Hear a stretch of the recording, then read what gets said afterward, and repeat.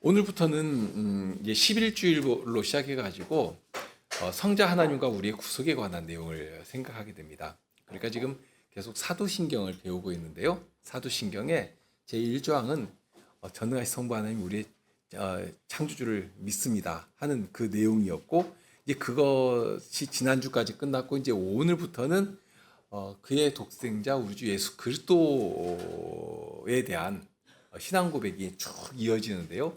그래서 이제 이 조항부터 해가지고 7조항까지 이렇게 쭉 나오지 않습니까? 6개 조항이 이제 성자 하나님에 대한, 예수 그리스도에 대한 그 신앙의 고백들이 거기 담겨 있는데요. 이제 그 내용들을 이제 11주일부터 쭉 배우게 됩니다. 먼저 로마서 6장 15절부터 마지막 절까지 낭독하고 내용을 시작하겠습니다. 그런즉 어찌하리요? 우리가 법 아래 있지 아니하고 은혜 아래 있으니 죄를 지으리요? 그럴 수 없느니라. 너희 자신을 종으로 들여 누구에게 순종하든지 그 순종함을 받는 자의 종이 되는 줄을 너희가 알지 못하느냐? 혹은 죄의 종으로 사망에 이르고 혹은 순종의 종으로 의에 이르느니라. 하나님께 감사하리로다. 너희가 본래 죄의 종이더니 너희에게 전하여 준 바 교훈의 본을 마음으로 순종하여 죄에게서 해방되어 의에게 종이 되었느니라. 너희 육신이 연약함으로 내가 사람의 예대로 말하노니 전에 너희가 너희 지체를 부전과 불법에 들여 불법에 이른 것 같이 이제는 너희 지체를 의에게 종으로 들여 거룩함에 이르라. 너희가 죄의 종이 되었을 때에는 의에 대하여 자유하였느니라. 너희가 그때 무슨 열매를 얻었느냐? 이제는 너희가 그 일을 부끄러워하나니 이는 그 마지막이 사망임이니라. 그러나 이제는 너희가 죄에게서 해방되고 하나님께 종이 되어 거룩함에 이르는 열매를 얻었으니 이 마지막은 영생이라. 죄의 삭은 사망이요 하나님의 은사는 그리스도 예수 우리 주 안에 있는 영생이니라. 그의 독생자 우리 주 예수 그리스도를 또한 믿사오니, 앞에 전능하신 성부 하나님을 믿습니다 하고 고백했죠. 여기서도 처음이 나는 믿습니다 하는데 그의 독생자 우리 주 예수 그리스도를 또한 믿습니다 하고 고백하는 내용으로 시작합니다. 우리 29문을 오늘 배울 것인데요. 29문을 함께 읽고 내용을 생각해 가겠습니다. 함께 읽겠습니다. 왜 하나님의 아들을 예수 곧 구주라 부릅니까? 그가 우리를 우리 죄에서 구원하기 때문이고 또 그분 외에는 어디에서도 구원을 찾아서도 안 되며 발견할 수도 없기 때문입니다. 말씀드린 것처럼 이 11주일부터는 성자 하나님과 우리 구속에 대해서 배우게 됩니다. 9주일과 10주일에는 성부 하나님에 대해서 배웠죠. 성부 하나님께서 아주 복되고 선하신 뜻에 따라서 하늘과 땅도 지으시고 또 그 지으신 만물 안에 다양한 하나님의 피조물들을 지어 놓으셨고요. 그런데 그것이 저절로 그냥 흘러가는 것이 아니라 그 지으신 모든 것들을 섬세한 손길로 다 다스려 가시는데, 특히 무엇을 위해서 다스려 가시는가? 주님께서 택하신 자들, 구원받은 주의 성도들을 위해서, 거룩한 나라의 건설을 위해서, 그 일이 곧 하나님께 영광이 되고 하나님께 큰 기쁨이 되니까요. 그러기 위해서 아버지와 같은 손길로 돌보시면서 아버지의 선하신 뜻을 배우고 알리고 또 전하도록 하는 그 일을 위해서 친히 하나님께서 그 만물을 지으시고 다스려 가신다 하는 내용을 배웠습니다. 자, 그러면 이렇게 하나님에 대해서 배우는데요. 배우는 이유가 무엇이겠는가? 그 이유에 대해서 에베소서 1장 6절에서는 이렇게 가르쳐 주십니다. 이는 그의 사랑하시는 자 안에서 우리에게 거저 주시는 바 그의 은혜의 영광을 찬미하게 하려 하심이라. 그렇죠. 여기 찬미하게 한다. 이것은 단순히 우리 입술로 찬송하는 것을 넘어서는 일입니다. 하나님께서 내신 아름다운 자연의 질서와 그 안에서 이루어지는 우리에게 주신 지혜와 권위로 다스려가는, 그리고 운행하는 그런 일도 다 포함되죠. 예수님으로 이루신 구원의 경영하심을 자랑하고 나타내면서 세상 권세 잡은 자들을 대적하는 일은 더욱 우리의 찬송이 됩니다.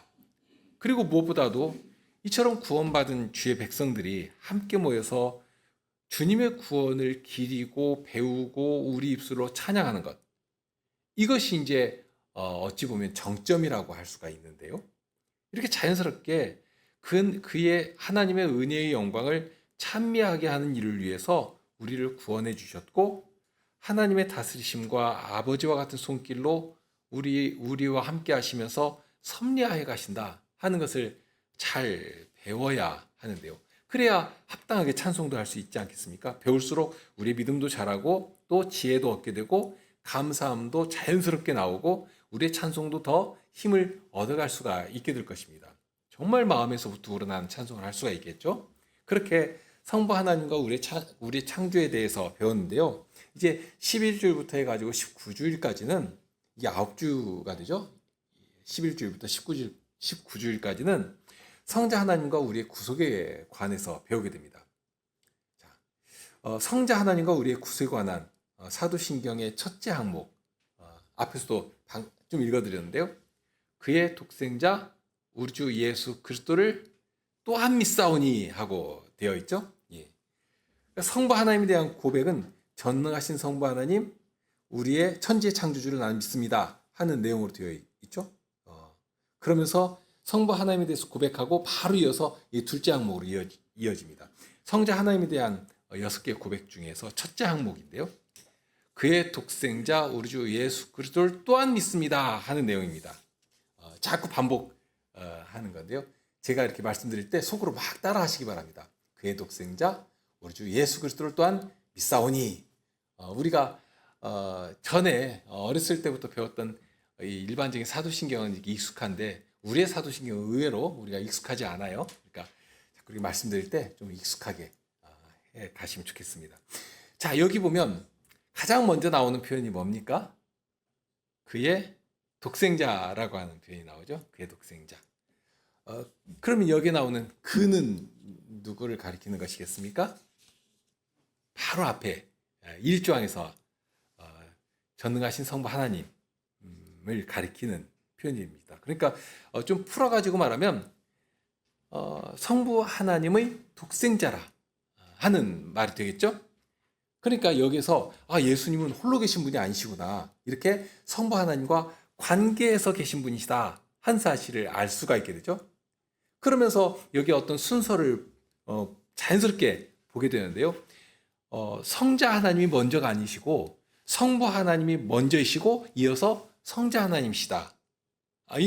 그런데 그 관계를 여기서 뭐라고 표현했냐면, 그 관계, 성부 하나님과 성자 하나님의 관계를 여기 독생자라고 하는 말로 표현을 했습니다. 자칫 오해할 수가 있는 것이, 독생자라고 하면 우리도 이제 사람 관계에서도 흔히 좀 쓰기도 하지 않습니까? 부모에게서 어떤 독자가 나오면 독생자라 이렇게 부르니까 혹시는 예수님도 하나님으로부터 그렇게 나오는, 그러니까 없던 때가 있다가 어느 날 이렇게 그 시간이 돼가지고 이렇게 뚝하니 나오시는, 그래서 독생자라 하는 뜻으로 오해하는 일도 있고, 그래서 거기서 이단이 나오기도 하는데요. 그런데 문제는 하나님은 영이시기 때문에, 시작과 끝이 없는 분이시기 때문에 우리 사람과 같지 않다는 것입니다. 사람은 출발이 있고 끝이 있습니다. 그러니까 유한한 존재죠. 그러니까 시간의 흐름이 딱 있고 그 안에서 살아가는 유한한 존재입니다. 그런데 성자 하나님은 우리와 달리 시간이 있기도 전에 영원성 속에 계시는 분이시고, 성부 하나님으로부터 나오신다 하더라도 영원부터 나오시는 분이시기 때문에 우리는 이것을 잘 이해할 수가 없어요. 영원토록 우리는 배워간다 할지라도 이 영원함이라는 것이 과연 어떤 것일까?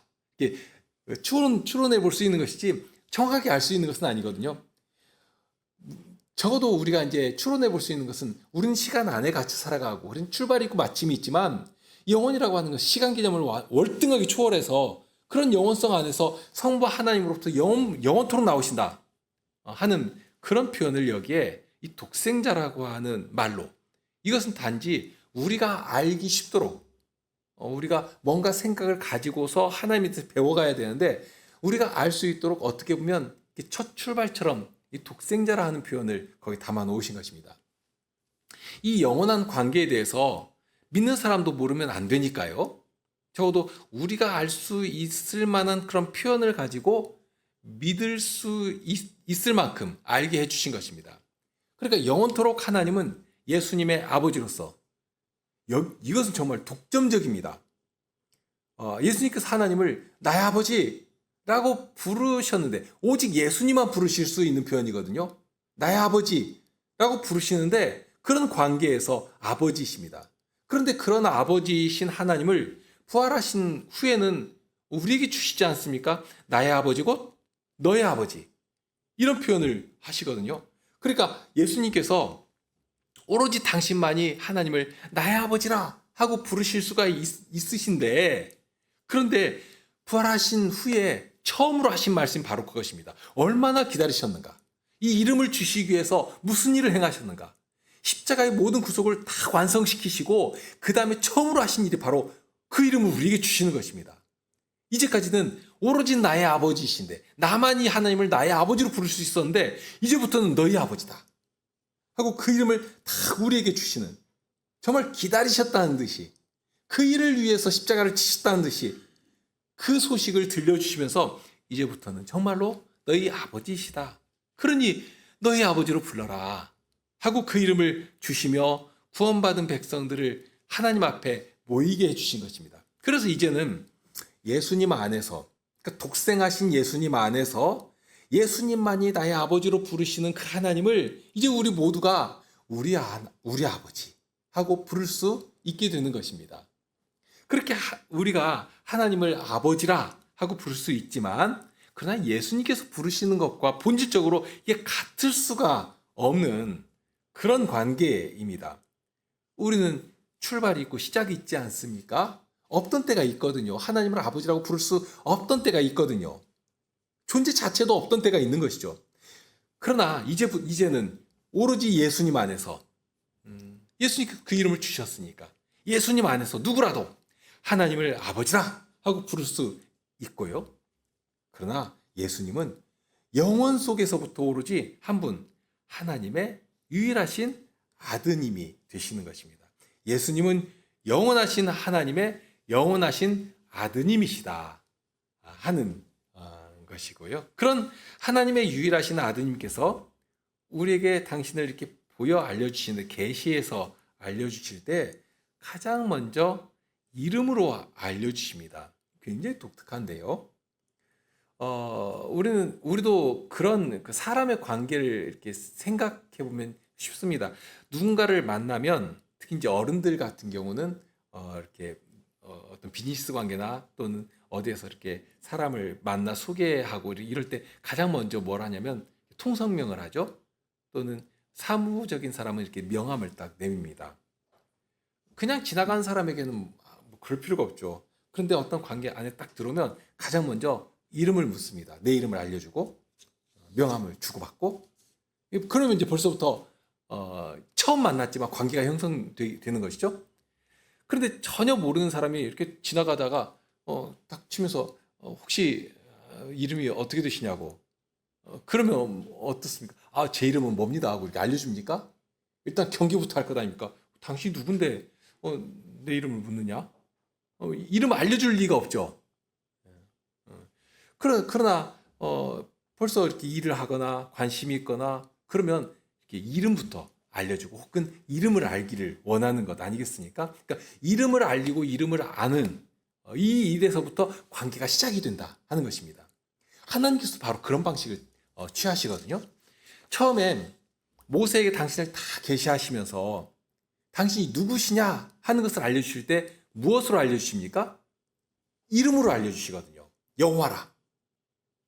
나는 스스로 있는 자 아니라. 이름을 다 알려주시면서 이제부터는 이 이름으로 당신이 어떤 하나님이신지, 이스라엘을 어떤 사랑으로 구원해 내시는지, 그 일을 통해서 내 여호와 스스로가 어떤 하나님이신 줄을 알도록 해주겠다 하면서 그 이름을 딱 주신 것입니다. 그러니 이름이 거기 있다면 그분에 대한 모든 관념, 내가 아는 그분에 대한 모든 지식이 그 이름 안에 딱 담겨져 있는 것입니다. 사람의 이름이라고 하는 것도 그렇지 않습니까? 제 이름이 문세광이지만 이 문세광이라는 이름 안에 다양한 이미지들이 나와 관계한 모든 사람들의 경험, 그런 것들이 함께 이렇게 탁 녹아져 있지 않겠습니까? 이름이 이제 그렇게 중요한데, 사람의 이름도 그런데 하나님께서는 우리가 생각하는 것보다 비교할 수 없이 이름을 정말 소중하게 대하시거든요. 여기시거든요. 그렇기 때문에 심지어는 내 이름을 망령되이 일컫지 말아라 하는 명령을 십계명에 담아놓기도 하셨습니다. 하나님께서는 이름과 당신을 동일시 하시거든요. 실은 동일시 하시는 것이 아니라 같습니다. 하나님의 이름이 있으면 하나님께서 거기 계신다. 이게 하나님께서 우리에게 이름을 주신 능력이고 실질입니다. 사람은 무슨 이름을 부른다고 해도 내가 거기 있을 수가 없습니다. 물리적 한계에 있는 것이, 공간에 같이 있을 수가 없는 것입니다. 그리고 또 이름을 부른다 하더라도 그 이름이 나의 존재 자체가 되는 건 아니지 않습니까? 그런데 하나님께서는 이름이 있는 그곳에 내가 함께하마 하는 약속도 해주신 것이고요. 하나님의 무한하심이라고 하는 것은 그런 것입니다. 제약을 받지 않거든요. 시간, 물리적 공간, 어떤 것에도 제한받지 않으십니다. 하나님께서 하나님의 이름을 부르는 곳에 내가 함께하겠다 하고 말씀하셨으면 그 일은 실질이 되는 것이, 사실이 되는 것입니다. 그렇기 때문에 하나님의 이름은 그 이름이라도 함부로 대할 수가 없게 되는 것입니다. 우리가 기도할 때도 그런 마음을 가지고 하나님의 이름을 부르지 않습니까? 그냥 막 아무런 이름처럼 뭐 주워 삼키듯이 그렇게 부르는 그런 기도는 우리가 할 수가 없는 것 아니겠습니까? 그렇게 어떤 하나님의 이름을 부르고 또 예수님의 이름으로 기도를 마치면서도 이것을 무슨 상징적인 행위나 어떤 그냥 요식 행위로 그 일을 하는 것이 아니라 정말로 하나님께서 내 기도를 들으신다. 여기 계셔서 나의 기도를 들으시는데 예수님을 통해서 나의 기도를 받아주신다. 내 기도가 예수님을 통해서 하나님 앞에 상달된다 하는 사실을 분명하게 알고 그런 두려운 마음으로, 그러나 아주 확신에 찬 마음으로 그렇게 주님께 기도를 올리는 것입니다. 주님의 이름이 있으면 거기 주님께서 계시기 때문에 그렇습니다. 주님의 약속이 그것이고요. 이것이 우리에게 주신 하나님의 이름입니다. 그래서 예수님께서 처음 오실 때 하신 일이 뭐냐면 이름을 알려주신 것입니다. 마치 왕이 오실 때에도 사자를 보내서 그 이름을 선포하면서 오실 왕을 준비하게 하지 않습니까? 사자를 보내서 왕의 오심을 미리 알리는 것인데 아주 귀한 분이니까 이 땅에 오실 때도 그렇게 하신 것입니다. 마리아에게 성신으로 말미암아 잉태되실 때에도 마리아에게 하나님의 사자를 보내셔서 그 이름을 미리 알려주십니다. 이것이 시작입니다. 벌써 관계가 형성되어 나가는 것입니다. 이 또한 얼마나 복되고 영광스러운 일인지 모릅니다. 보통 사람의 관계에서도 잘 모르는 사람에게 이름을 말할 때는 아쉬운 사람이 먼저 가서 자기 이름을 알리게 되거든요. 그러니까 쉽게 말하면 낮은 사람이 높은 사람에게 가가지고 혹시 도움이 필요한 사람이 도움을 주는 사람 앞에 가서 명함이라도 먼저 들이밀고 자기 이름이라도 제가 누굽니다 하고 이렇게 먼저 말하지 않습니까? 그런데 지금 예수님께서 당신의 이름을 알리실 때는 지금 이 상황이 지금 거꾸로 되어 있거든요. 이름을 알릴 때에도 정말로 나와 뭐 이렇게 상대를 할 수가 없는 높은 분이라면 그 앞에 가서 감히 내 이름도 말하지를 못합니다. 그 앞에 가가지고 제가 누굽니다 하고 말도 못 꺼내는 것이 이 사회 그 관계에서도 그런 것입니다. 높은 분이 있으면 그냥 그 앞에서 이렇게 표현이 그렇습니다만 조용히 그냥 머리 숙이고 이렇게 있다가 혹시 당신 누구냐고 이렇게 물으면 이제 그때서야 가서 제가 아무개 어디 소속인 누굽니다 하고 이렇게 말하지 않습니까? 그런데 예수님께서 오실 때는 예수님은 왕이시거든요. 창조의 주님이시거든요.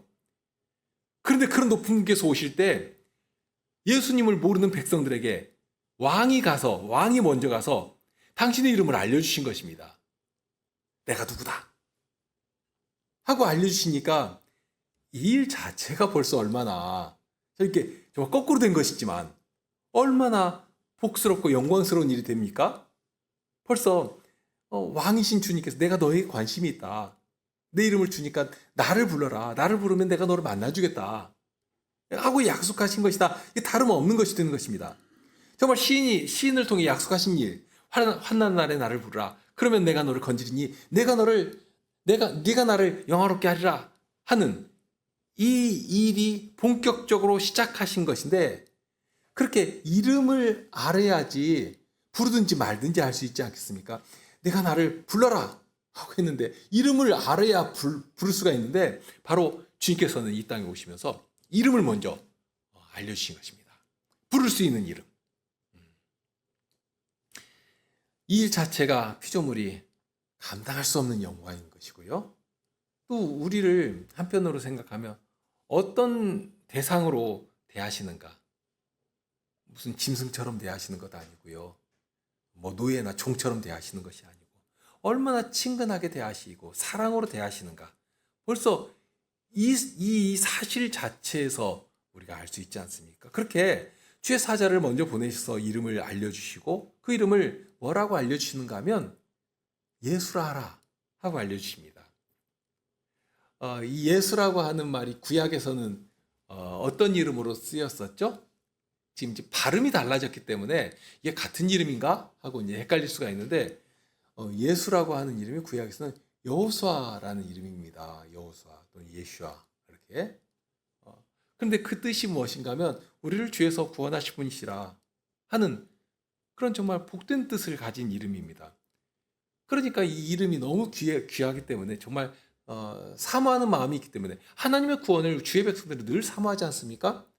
그러니 구원을 사모했던 구약 백성들은 여호와께서 우리를 구원해 주실 일을 소망하면서 자식의 이름을 붙일 때에도 그런 소망을 칵 담아가지고 여호수아라 하는 이름을 이렇게 붙여서 부르기도 했습니다. 자, 그런 이름인데 동일한 이름을 이제는 사람이 지어준 것이 아니라 누가 직접 지어주신 것인가? 하나님께서 직접 지어주신 것입니다. 당신의 사자를 보내주셔가지고 나실 분이 예수시라. 그 예수라는 이름을 하나님께서 직접 지어주시고 그분을 이 땅에 보내주신 것입니다. 마리아에게서 잉태되어 태어나실 아이의 이름이 구약 백성들이 그렇게 사모하던 바로 그 이름을 가진 그분이 되는 것입니다. 여호와께서 우리를 구원하신다 하는 그 약속을 성취하신 그런 귀한 분이 이 땅에 지금 나시는 것입니다. 29문의 질문에서도 벌써 그런 의미를 배경에 담고 있는데요. 하나님의 아들인데 이름이 예수입니다. 하나님의 아들이신 분께서 예수라는 이름으로 이제 처음 백성들에게 알려주신 것입니다. 이제까지는 다른 이름으로. 그러니까 아직까지는 한 번도 이런 이름으로 우리를 다가오지도 않으셨고 또 눈에 보이지도 않으셨고 손에 잡히도록 알려주신 일이 없습니다. 그렇기 때문에 구약 백성들은 실은 성자 하나님의 이름을 정확하게 알지 못했거든요. 성자 하나님의 이름을 알지 못했습니다. 그래서 이사야 선지자는 이 구원주에 대해서, 이 메시아에 대해서 이런 식으로 표현을 했는데 굉장히 복된 이름이지만 또 나름으로 어떻게 생각해보면 굉장히 추상적인 이름이기도 합니다.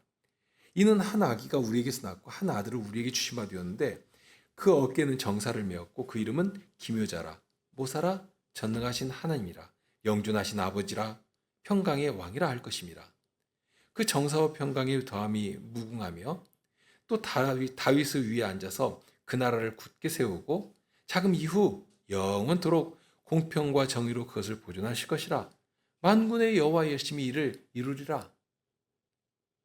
기묘자라 모사라 하는 이런 신비의 이름으로 하나님께서 보내실 구원의 주님에 대해서 알도록 해주셨습니다. 알려주셨지만 그러나 어떤 면에서는 그 이름 자체가 여전히 신비 아닙니까? 비밀에 가려진 상태인 것이죠. 그런데 때가 되었습니다. 때가 되니까 그렇게 신비에 감싸 있으신 이분께서 당신의 이름을 먼저 알려주시면서 이 땅에 눈에 보이는 사람의 몸으로 손으로 만질 수 있는 귀로 그 음성을 들을 수 있는 그런 실체로 오신 것입니다. 이젠 하나님의 아들이신 성자 하나님이 어떤 분이신지 누구라도 부인할 수 없을 정도로 명확하게 알 수 있도록 오신 것입니다. 이제 하나님께서 약속하신 분이 오셨습니다. 이름을 주시면서 정말 오셨습니다. 오셨는데 그분이 하실 일은 너무 분명하죠. 예수님이란 이름으로 오셨으니까 예수란 이름 자체가 우리를 구원해 주신다. 구원해 주시는데 우리 죄에서 구원해 주신다 하는 그런 뜻의 이름 아닙니까? 그러니 그런 이름으로 오신 예수님이 하시는 일은 아주 분명합니다. 우리를 죄에서 구원하시는 그 일을 하시는 것입니다. 이렇게 죄에서 구원을 하시는데 죄에서 구원하신다 할 때 그것을 크게 세 가지로 나눠서 설명할 수가 있습니다. 세 가지 의미가 거기에 함께 포함되는데요. 우리는 죄에서 구원받는다 할 때 항상 이미지가 죄의 형벌만을 생각합니다. 이것을 죄의 책임이라고 말할 수가 있죠. 앞에 12문에 보면 하나님의 의로운 심판이 있고 그 의로운 심판이 죄에 대해서 또는 죄를 지은 사람을 향해서 임한다 하고 가르칩니다. 그러니까 하나님께서 죄에 대해서 진노하시면 한번 진노하시면 아무도 그 진노에서 피할 수가 없어요. 피하지를 못합니다. 하나님의 의에 대한 요구가 너무나도 완전하기 때문에 사람의 그 어설픈 그 정서 가지고 그런 법 감정 가지고 정의를 논하는 그런 수준이 아니시거든요. 한 올이라도 찾아서 반드시 책임을 물으시는 그런 책임을 누가 감당할 수가 있는가? 그만큼 크고 무거운 것이 하나님의 이 죄에 대한 진노입니다. 그런데 그런 죄에 대한 책임에서 우리를 자유케 해주시는 것입니다. 이제 갚을 것이 아무것도 없이 해주시는 것이죠. 그러니까 죄책에서 구원해 주시는 이 구원의 약속은 완전합니다. 사람이 사람을 용서하는 식으로 용서해 주시는 것이 아닙니다. 하나님의 정말 불꽃 같은 눈으로 살펴보신다 하는 그런 이미지도 사용을 하셨는데요. 정말 무슨 서치라이트 다 비추듯이 굉장히 강렬한 불빛으로 찾고 찾아도 찾을 수가 없도록 그렇게 완벽하게 완전하게 해결해 주신다 하는 것입니다. 대단한 일 아닙니까? 마치 이런 것과도 같은데요. 사고가 나서 상처가 났습니다. 혹은 나무에 도끼질을 팍 해가지고 도끼질로 인해서 나무가 움푹 패였습니다. 그러면 시간이 지나서 상처가 난다 해도 완벽하게 사라지지는 않죠. 의학이 발달해서 많은 부분 보완할 수 있지만 마치 어린아이와 같은 정말 어린아이의 그 살결이 얼마나 부드럽고 뽀얗고 그렇습니까? 그처럼은 다시 못 만드는 것입니다. 그런데 하나님께서 해결해 주신다고 할 때는 그렇게 해주신다는 것이거든요. 없는 것처럼 만들어 버리시는 것입니다. 하나님의 의의 요구가 완전한 것이기 때문에 그 요구 앞에서 흠이나 결격 사유가 전혀 없도록 해주시는 것입니다. 그럼 어떻게 하는가? 방법이 있는데요. 죄를 지었으면 죄에 대한 책임을 완전히 감당하면 되는 것입니다. 더 이상 남는 책임이 없도록 다 갚아버리면 됩니다.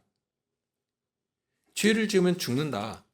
죽는데 영원히 죽는다. 하고 정하셨으면 영원히 죽으면 되는 것입니다. 그렇죠? 다 해결되죠? 영원히 죽어버리면 이제 누가 와도 책임을 묻지 못하는 것입니다. 영원히 죽었는데 무슨 또 책임을 또는 갚으라고 요구할 수 있겠습니까? 다만 이 문제는 우리는 영원한 죽음을 감당 못한다 하는 사실입니다. 못하는데 우리가 못하니까 예수님께서 영원한 죽음을 우리 대신 죽으신 것 아닙니까? 우리 대신. 성자이신 예수님은 하나님이시니까 그게 가능한 것입니다. 그 책임을 당신에게로 다 가져가시고 영원한 죽음을 감당하시고 그러니 다 갚으신 후에는 더 이상 죽음 아래 머무실 수가 없게 된 것입니다. 다 갚았으니까. 그래서 부활의 권능으로 살아나신 것 아닙니까? 부활하시고 영원한 생명을 우리에게 주시는 방식으로 예수님을 믿는 사람들은 예수님의 몸이 되게 하시고 예수님과 하나가 되도록 하시는 그런 방식으로 우리도 모두 부활의 생명을 얻도록, 그 생명이 우리의 것이 되도록 만들어 주시는 것입니다. 자, 그 일을 예수님께서 하신 것인데요. 그 일을 하시도록 이 땅에 예수님을, 아드님을 보내주신 것입니다. 이렇게 죄에 대한 책임을 다 갚아버리셨다. 더 이상 우리에게 남는 형벌은 없도록 예수님께서 다 가져가셨다. 이 죄책에서 구원해 주시는, 이게 하나가 있고요. 이어서 둘째로는 죄책에서만, 책임에서만 구원해 주시는 것이 아니라 죄의 강력한 세력에서부터도 우리를 해방해 주시는 것이 있습니다. 그러니까 우리가 지은 죄의 형벌만 책임지는 것이 아니고, 이제는 전에 우리를 얽어매던 그 죄 세력, 범죄한 자들을 질질 노예로 끌고 다니면서 부려먹던 그 강력한 권세 아래에서 건져주시는 것입니다. 이것은 마치 이런 것과 같은데요. 아담과 하와가 범죄하기 전에는 자력으로 능히 마귀를 대적할 수 있었습니다. 그런데 범죄하게 되니까 사망의 종이 되어버렸거든요. 이제는 스스로는 어떻게 도무지 할 수가 없는 이 죄에 사로잡힌 사망의 노예가 되어버린 것입니다. 히브리서 2장 15절의 말씀이 정확하게 그 사실을 가르쳐 주는데요. 또 죽기를 무서워함으로 일생에 매여 종노릇하는 모든 자들이라 하는 표현이 나옵니다. 죽기를 무서워하면서 사망이 끄는 대로 질질 끌려다닙니다. 이것이 대단한 모순된 사실이기도 하는데요. 사람들은 자기가 어떤 처지에 있는가, 그 불쌍한 처지를 인식을 못합니다. 질질 끌려다니면서도 자기가 무엇에 끌려다니는지를 모르고, 그것이 실은 지각이 없으니까, 생명이 없으니까 인지를 못하는 것입니다. 그 감각이 완전히 마비되어 버린 것이거든요. 사람들은 그런 불쌍한 처지에 있는 것도 모르고 그렇게 끌려다니고, 그렇게 사망의 종로로 타다가 결국 죽음 아래 삼켜져 버리는. 그래서 로마서 6장 23절에 보면 죄의 삭은 사망이라고 하지 않습니까? 삭시 사망입니다. 그러니까 사망의 종이 되어서 열심히 일을 하고, 오전 중에도 바로의 아래서 죽어가던 이스라엘 백성들에 대한 이야기를 잠깐 언급했지 않습니까? 정말 죽을 똥 살 똥 애를 써서 일을 합니다. 그런데 그로 인해서 받는 싹이 뭐냐면 죽는 것입니다. 민족의 멸절입니다. 아무리 열심히 일을 해도 결국 돌아오는 값은, 바로가 주는 싹은 그냥 죽음입니다. 그런 것이에요. 열심히 일을 하고 죽기 살기로 일을 하고, 그랬더니 사망이 너 참 애썼다, 수고했다 하고 싹을 딱 주는데, 주는 게 뭐냐?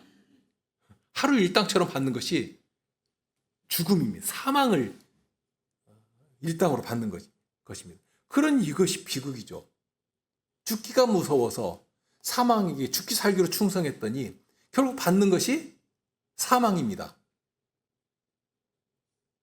그런 자리에서 우리가 다 그런 자리에 있었는데, 그런 자리에서 우리를 먼저 구원해내시지 않습니까?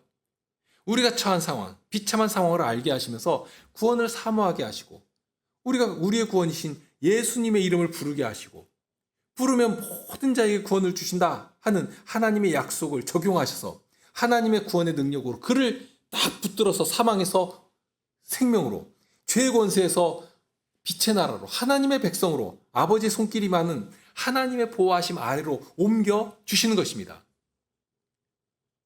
그럼 이제는 전과 같이 살아갈 수가 없는 것 아니겠습니까? 전과 같을 수가 없는 것이죠. 이미 신분이 달라진 것입니다. 사망의 자식에서 이제는 하나님의 백성으로, 하나님의 자녀로 이미 신분이 바뀌어버린 것입니다. 이렇게 죄의 세력으로부터도 구원해 주신 것인데요. 그러면서 거기에 바로 묶여가지고 바로 구원의 능력, 세 번째 또 다른 구원의 능력이 나옵니다. 먼저 여기까지 정리하면, 예수님이 구원하시고 우리를 구원하실 때는 이렇게 죄와 관련해서 두 가지 측면에서 그 죄의 어떤 권세, 힘에서 우리를 자유케 하시는데, 첫째는 죄가 묻는 형벌, 책임. 죄를 지었으면 이거 갚아야 한다 하는 그 모든 것들을 다 해결해 주시고 자유를 얻게 해주십니다. 그리고 두 번째로는 우리를 노예로 부리는 그 죄의 세력, 이것은 마귀의 권세라고도 말할 수가 있고 또는 사망의 권세라고도 말할 수가 있는데요. 거기에서 우리를 해방시켜 주십니다. 해방시켜 주시는데 해방시켜 주시는 것으로 끝이 아닙니다. 예수님께서 이런 예를 들으신 일이 있는데요. 악한 귀신이 들렸다가 잠시 그 귀신이 그에게서 떠나고 정상이 된 사람에 대한 이야기입니다. 그렇게 마귀에 사로잡혀 있던 상태에서는 이 사람이 완전히 엉망이었습니다. 정말 엉망이죠. 귀신에 사로잡힌 자가 정상일 리가 없죠. 그런데 귀신이 탁 떠나니까 정상이 되었습니다. 그래서 이제 정상인답게 깨끗하게 소재를 했습니다. 그런데 그 사람에게서 떠났던 귀신이 두루 어디 들어갈 곳이 있나 없나 이렇게 살폈는데 마땅한 곳이 없고, 그래서 아이고 다시 예전 그 사람에게로 들어가야 되겠다 하고 딱 왔는데 와서 보니까 깨끗하게 소재가 되어 있단 말입니다. 그러니 혼자서 들어갈 수가 없고, 그래서 자기 동료들을 부르죠. 다른 귀신들을 왕창 끌고 와가지고 그 사람에게 쏙 들어가 버립니다. 그렇게 되니까 어떻게 됩니까? 그 사람의 나중 형편이 처음보다 훨씬 더 나빠져 버린 것입니다. 동일합니다. 사망의 권세에서 해방되면 그냥 그 상태로, 백시 상태로, 어떤 중간 상태로 실은 있을 수도 없지만 그냥 거기 있으면 안 된다는 것입니다. 큰일 납니다. 거기 그대로 있어서는 안 되고 즉시로 어디로 가야 하는가? 하나님의 손길 아래로, 하나님의 사랑의 다스리심 안으로 들어가야 합니다. 그 중심에 하나님의 사랑의 빛이 가득한 그런 자리로 신속하게 들어가야 합니다. 그래야지만 전보다 훨씬 악한 상태로 떨어지지 않게 되는 것입니다. 기껏 사탄의 권세에서 해방되어서 뭔가 좀 새롭게 된 것 같은데 그 상태에 그대로 있으면 아무리 좋아도, 기껏 좋아도 범죄하기 전에 아담의 상태, 거기에 불과합니다. 하나님께서 우리를 구원하실 때는 그런 정도에 머물도록 구원하신 것이 아니거든요. 그 상태로 되돌아간다 해도 틀림없이 인생들은 어리석고 약하기 때문에 범죄하게 되어 있고 더 악하게 될 것입니다. 물론 그렇게 될 수도 없습니다만 이제 한번 생각해 보는 것이죠. 그런 정도라 사람이 그냥 죄에서 자유함 받았다, 그냥 그 자리에 머물면 기껏 잘 되어봐야 그런 정도다 하는 걸 좀 강조해서 말씀드린 것입니다. 그러니까 하나님께서 구원하실 때는 그런 상태로 머물도록 하신 것 아니거든요.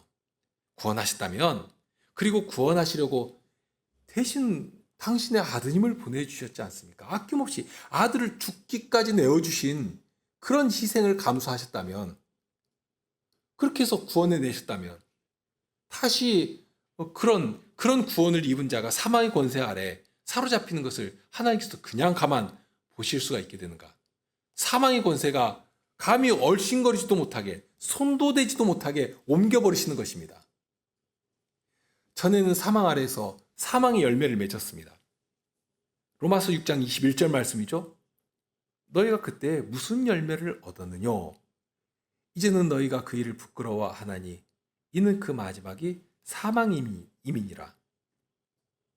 그러면서 로마서 7장 5절에 보면 우리가 육신에 있을 때에는 율법으로 말미암는 죄의 정욕이 우리 지체 중에 역사하여 우리로 사망을 위하여 열매를 맺게 하였더니, 그런데 이제는 해방이 되어서 22절에 보면 그러나 이제는 너희가 죄에게서 해방되고 하나님께 종이 되어 거룩함에 이르는 열매를 얻었으니 그 마지막은 영생이라.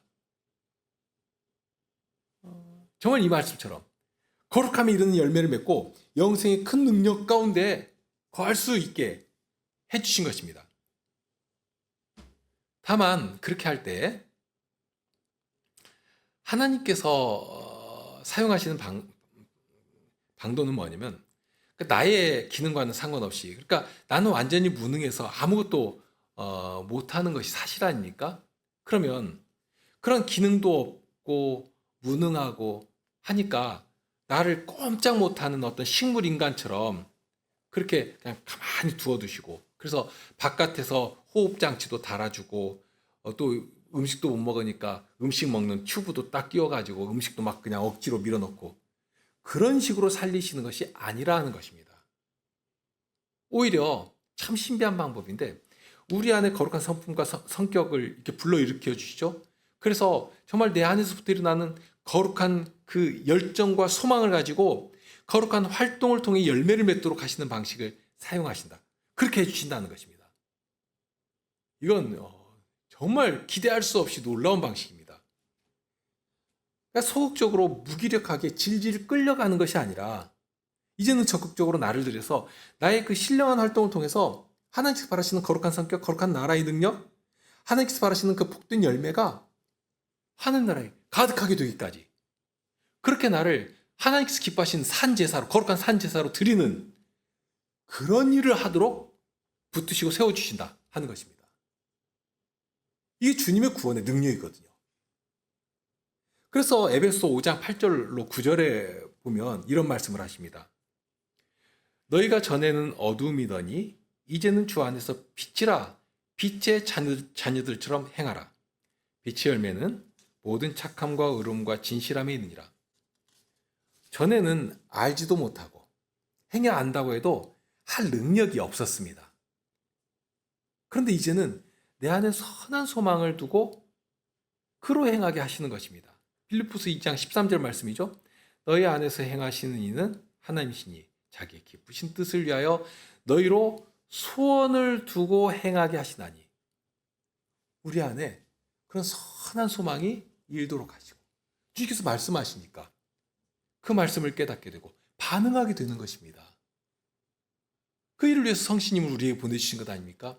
조명하여 주시고 깨닫게 하시고 선한 소망과 열정이 일어나게 하시고 나를 주님께 드리도록, 그런 마음을 주님 앞에 고할 때 주님께서 나를 붙드시고 사용하셔서 그런 일이, 그런 결실이, 그런 하늘나라의 능력과 실질이 나타나도록 해주시는 것입니다. 그러니까 이 구원의 결과와 그 결과가 미치는 영역이 굉장히 폭넓은 것을 알 수가 있죠. 그냥 지옥 안 간다, 이게 끝이 아닙니다. 단순히 형벌만 안 받으면 된다. 당연히 안 받지만 그것이 전부가 아니라 훨씬 더 많은 것, 하나님의 경영은 훨씬 더 크거든요.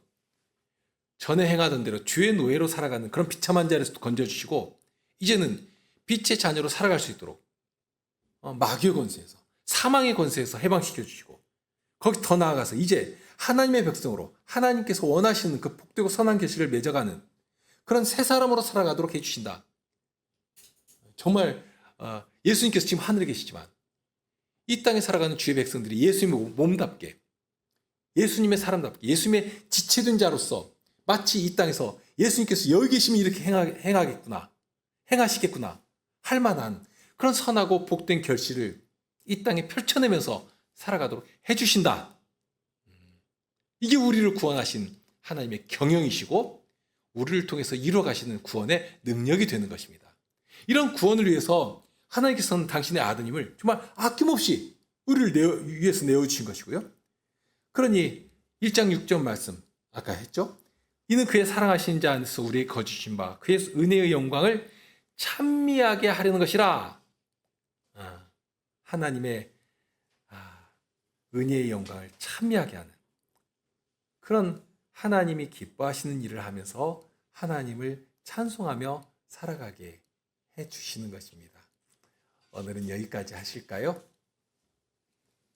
함께 기도하시겠습니다.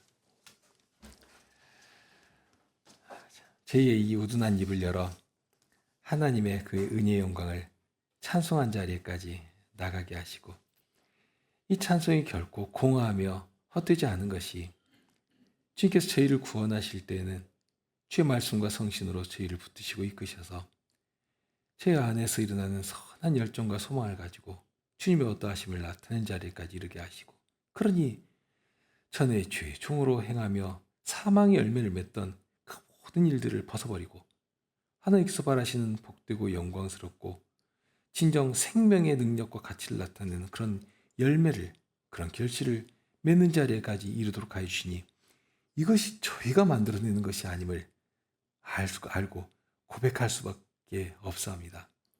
이 모든 일을 시작하신 분이 주님이시니 정 마지막 날까지 이 일들이 끊임없이 진행되고 완성되어 가도록 주님께서 친히 저희와 함께 하시고 저희를 이끄시고 그 복된 경영의 자리에 쓰임받도록 늘 저희를 구원의 은혜로 돌보시며 인도하여 주시기를 구합니다.